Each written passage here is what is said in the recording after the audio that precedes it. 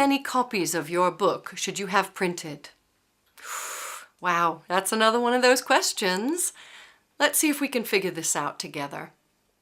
The first thing I'll ask you is, how many events do you have coming up over the next 12 months, or 12 months from publishing the book? How many people will be there?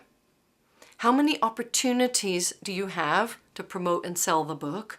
And how many do you think you need to have on hand for clients and prospects to give away and to sell? That's the first consideration.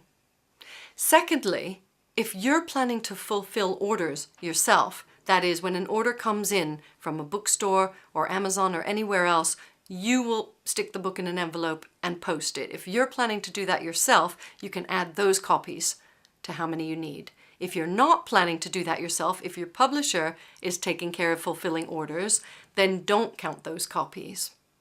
So how many do you need? Well, it's funny because if you're self-publishing and you go to a printer and you say, could I have a quote for 500 copies of this book? He'll say, oh no, love, you want 1,000 because then the price comes down.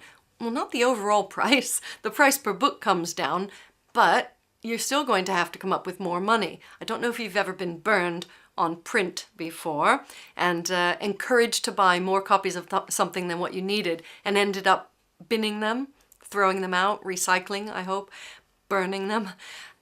It's really not recommended. This is the sad tale that you'll hear about a lot of people who self-publish and think, yes, but if I get 2,000, then it comes down to $2 each or £2 each. Don't get roped into that because that's still £4,000 that you have to spend and you'll have boxes of books. The reason why I'm not a big believer in huge print runs is that things happen. The book can get out of date. It can happen. You might think you're going to sell so many and then something falls through or an event gets cancelled or something happens and you don't end up selling them or shifting them.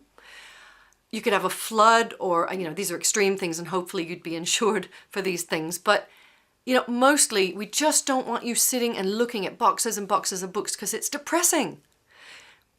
You can get short runs, you can get them printed on demand, which I'm talking about next. There are other options. You can get a large print run and save a lot of money if you know you're going to shift those books and you know where they're going. You know where you're going to shift them. Then I would say let's talk about a bigger print run.